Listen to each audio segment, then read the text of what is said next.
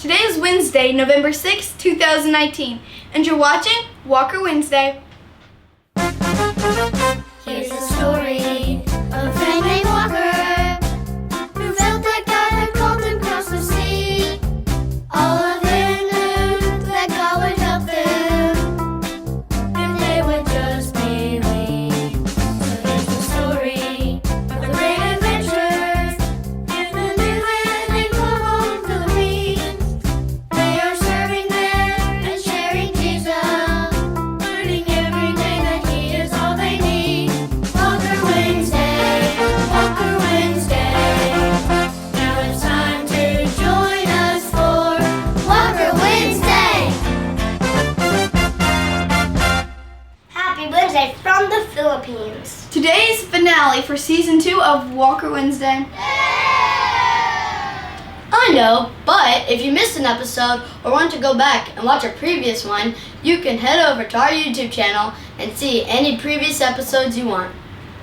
We also want to share with you that we'll be back for a special Christmas episode on Christmas Day, and that Season 3 will premiere on February 5th. So, what's the show about today? Well, you know how we wrapped up our first 9 weeks of school a couple weeks ago? Well, now it's time for parent-teacher conferences. Nolan, I'm sure it'll be fine. Yeah, your grades have been good this year. I don't know. I just don't know.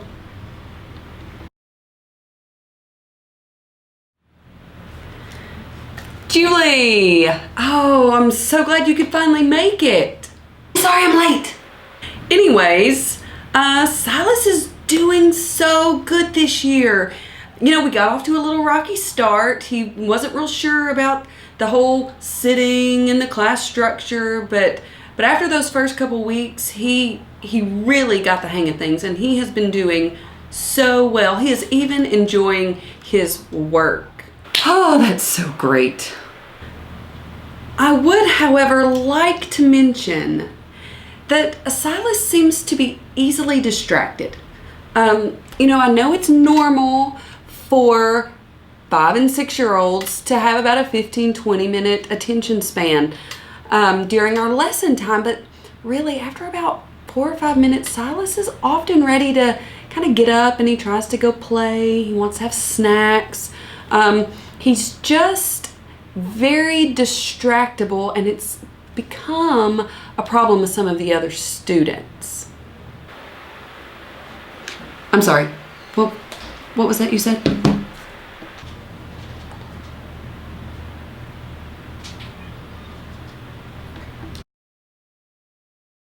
Julie, hey, I was just about to leave. I thought my conferences were all done for the evening. That's my fault. I thought I filled out the form for conferences, and then I realized that I never took it off the refrigerator and sent it back.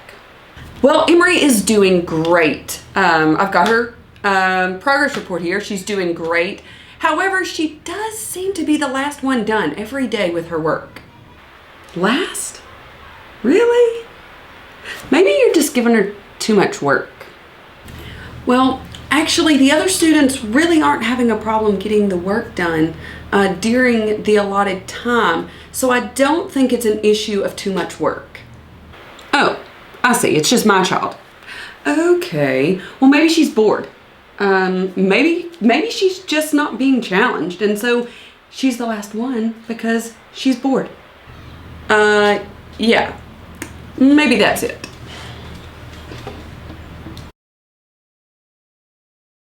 Hey, Julie!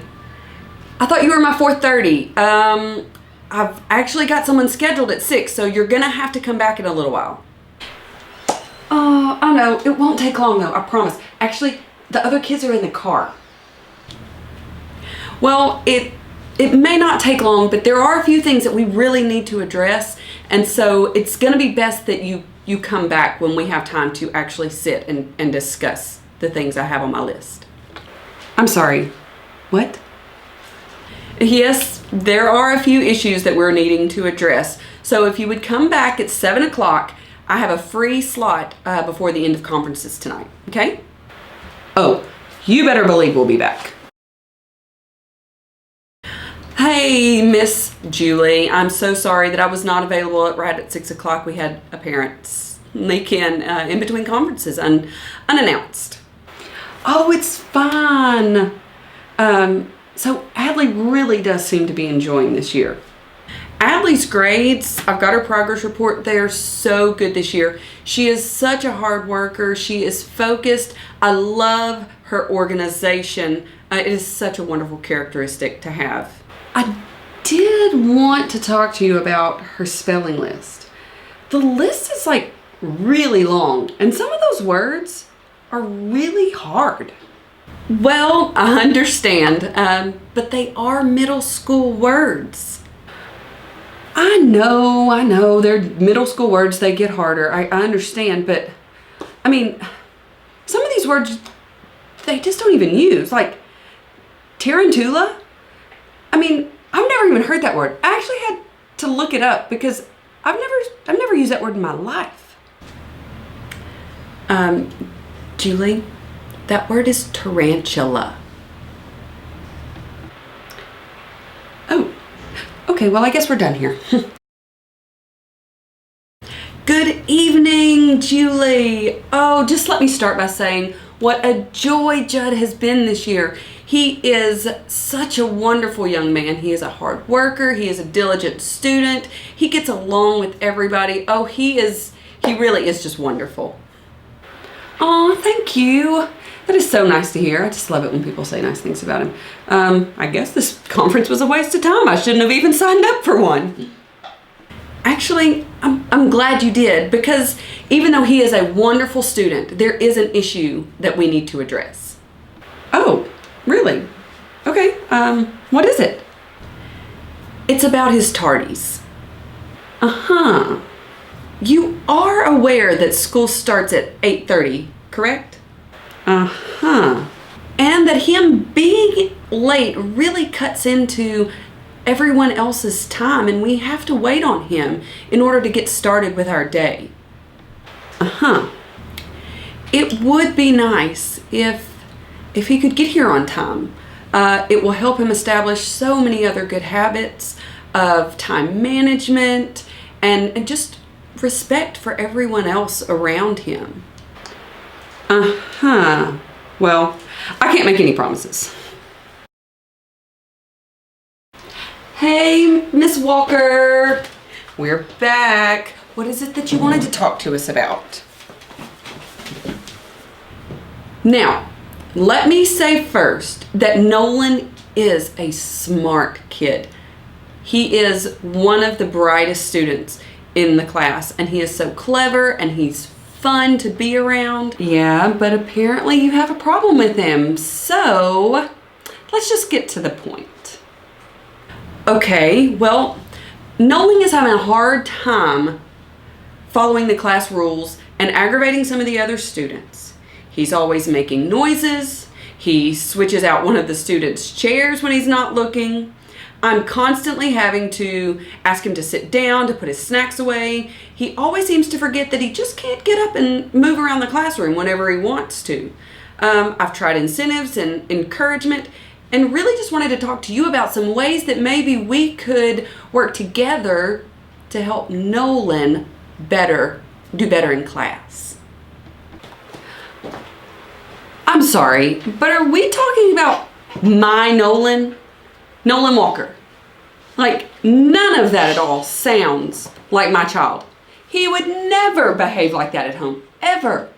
And honestly, I don't want to sit here and listen to you criticize him when obviously the fact is you don't know how to control your classroom. Come on, Nolan, we're leaving.